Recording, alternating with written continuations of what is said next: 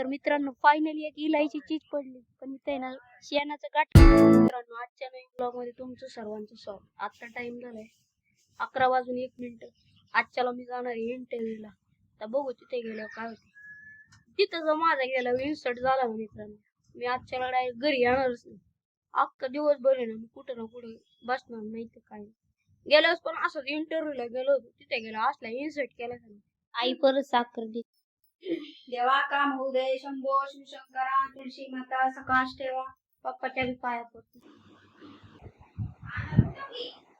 मित्रांनो फायनली मी निघाले आता डॉक्युमेंट द्यायला. 2-3 डॉक्युमेंट नाही, 2-3 डॉक्युमेंटची ना झेरॉक्स काढायचे.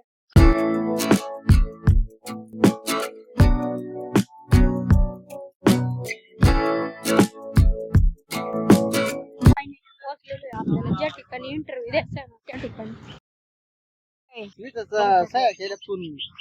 मला सह्याच करायला लावले. तर मित्रांनो फायनली घरी पोहोचले. आता त्यांच्याकडे फॉर्म दिलाय. उद्या 9 वाजता बोलावले. मला तर वाटतंय उद्या इंटरव्ह्यू असते. 11 वाजता गेलो होतो, आता 12:30 वाजले. जवळजवळ 1 तास तिथे गेला माझा, जवळजवळ 1.5 तास गेला माझा तिथे. तर उद्या इंटरव्ह्यू काय होते काय माहिती. मला तर कामाला नाही जाऊ वाटत, पण आता तिथे इंटरव्ह्यू माझा सक्सेसफुल झाला ना, मला तुमच्या सगळ्यांना गुड बॉय करायला लागणार आहे. तुमच्या सगळ्यांना मला सोडून जावं लागणार आहे. तरी मी ना ब्लॉग बनवायचा प्रयत्न करणार आहे. कारण काय ना मी बोलूच शकत, मला काय बोलावं तीच कळणार. तर फायनली मित्रांनो मी आजच्याला चाललो इंटरव्ह्यू द्यायला. कालच्याला फॉर्म दिला होता, आजच्याला इंटरव्ह्यू द्यायला बोलावले 10 वाजता. तर 10 वाजल्यात. माझं लय दगदग होते, कारण का मी काय सेकंड टाइम इंटरव्ह्यू देतोय. गेल्या वेळेस दिला होता ते रिजेक्ट झाला होता. बघू काय होते.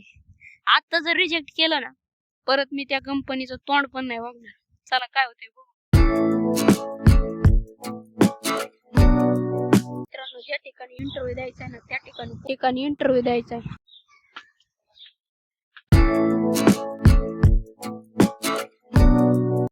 तर मित्रांनो एवढे सगळे काही दिसतात ना दुकानं, फक्त एका कंपनीमुळे. ते मी इंटरव्ह्यू द्यायला आलोय का त्या कंपनीमुळे. फायनली मित्रांनो इंटरव्ह्यू देऊन आलोय. 10 वाजता इंटरव्ह्यू द्यायला गेलो होतो. आता जवळजवळ 3 वाजले. आल्यानंतर चार्जिंग लावलं. मोबाईल नाही वापरला तरी ना मोबाईलची चार्जिंग 1% आली होती. मग आल्या ना मोबाईल चार्जिंगला लावलं, थोडं जेवलं आणि उद्याच्याला 7 वाजता बोलवलेले. 7 ते 3 आणि 6 महिन्याचा पिरियड असं काही काय स्वरूपी नाही. आणि मला न्यू शूज पण दिलेला आहे. न्यू शूज आहे ना थोडा आहे ना पुढं थोडा बसत नाही, थोडं त्याची कागद टाकायला नाही. मित्रांनो फायनली आहे ना घर पोचा पुसायचा असतं तीच करतो. आय नो एवढी पडकी जाते का एक पण नाही गाव. हे बूट आहे ना पुढे असेल म्हणजे ह्याला हे कडाय की ना पुढे लागू बी शकतं पायाला. त्याच्यामुळे 4 बोट पुढं बूट मोठा आहे. सॉक्स घातल्यावर बूट फिट होतोय, पण त्याला पुढे घालायला लागणार आहे. काय होते त्याला कापूस असं कागद बिगद घालायचं. 4 बोट पुढे हे.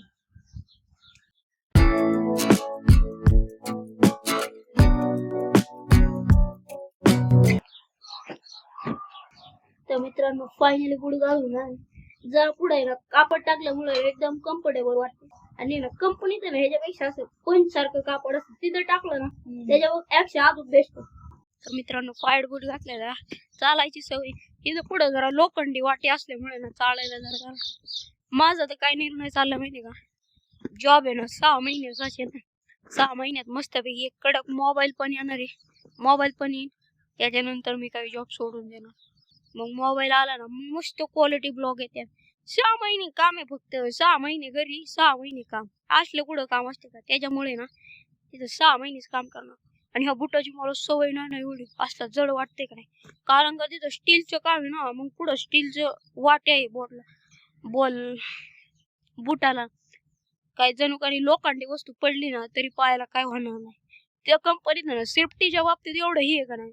आम्हाला काळजी कशी घ्यायची काय सगळं कॅम्प्युटर वरती सांगितलं. तिथं परीक्षा दिली. सगळ्या परीक्षेत मला 90-100 मार्क पडलेत. असं वाटतं कुठल्या शाळेत ऍडमिशन गेले म्हणून. तिथं माझं सकाळी 10ला गेलो होतो तर डायरेक्ट मला 11 कशा 3 वाजलं मला. पण एका मनाने असं वाटतंय नको काम, पण मोबाईल पण येईन ना मला तेवढाच एक चांगला. तुम्ही ना फक्त मला सपोर्ट द्यायला विसरू नका. तर मित्रांनो आजपासून आहे ना दारासमोर 2 बूट राहणार, एक भावाचा आणि चाललोय वावरात. आई आणि पप्पा आहे ना वावरात खुरापतात. वावरात आहे ना पीक तर काय अजिबात छान नाही आलं, पण गावात तर असलं जोमात आलंय का नाही, लय गावात आले. मित्रांनो फायनली वावरात पोहोच. पप्पा तिकडे डेट काढतात. डेट तर असले आलेत का नाही, एवढ्यापेक्षा डेटच जास्त आलेत. पाणी घ्या.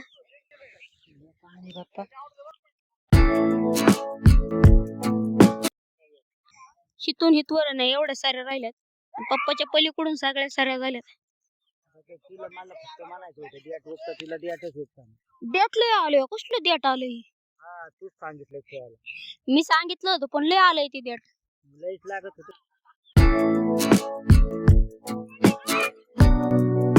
तुला कुठं गावली इलायची चीज? वावरात कस काय आली? त्या झाडाला त्या दिवशी चिचा काढल्यात. लय चिचा आहे मित्रांनो, मी ट्राय करतो आहे पलीकडून जाऊन. मित्रांनो इथं आल्यावरती आईतच चकाटा गावलाय डायरेक्ट. अगं आई तिकडून बघते शेंगा कसा पाडते. तर मित्रांनो फायनली एक इलायची चीज पडली, पण इथे ना शेणाचं गटर लाईन सोडलेली ना नेमकी त्याच्यातच पडली. लय भारी लाल लालच आहे, फेकून द्यावा लागणार आहे आता. यार एवढी मेहनत करून पाडली. मित्रांनो ह्या खड्ड्यापासून जरा सावकाश राहावं लागणार आहे. मला तर वाटतं ती गादी टाकावं. मित्रांनो मी नाही निघालो घरी, आता टाइम झालं 7:30. इलायचीचे 2-3 आकडे पाडल्यात, एक तर आकडा शेणातच पडला आहे. एक आकडा शेणातच पडला, ती चेंबर लाईन केली ना त्याच्यातच पडला. तर मित्रांनो आजचा ब्लॉग आवडला असेल तर लाईक सबस्क्राईब शेअर करायला विसरू नका. भेटू पुढच्या ब्लॉग मध्ये. ब्लॉग तर काय मी बंद करणार नाही, फक्त उद्याच्याला तर 7 ते 3 आहे. परवापासून मी 8 ते 4 ची शिफ्ट घेतलेली, मग 4 वाजल्यापासून आहे ना पुढे ब्लॉग स्टार्ट होणार. पण ब्लॉग काही बंद करणार नाही, ब्लॉग चालूच राहणार. तुम्ही काही नाराज होऊ नका. भेटू पुढच्या ब्लॉग मध्ये. Good night.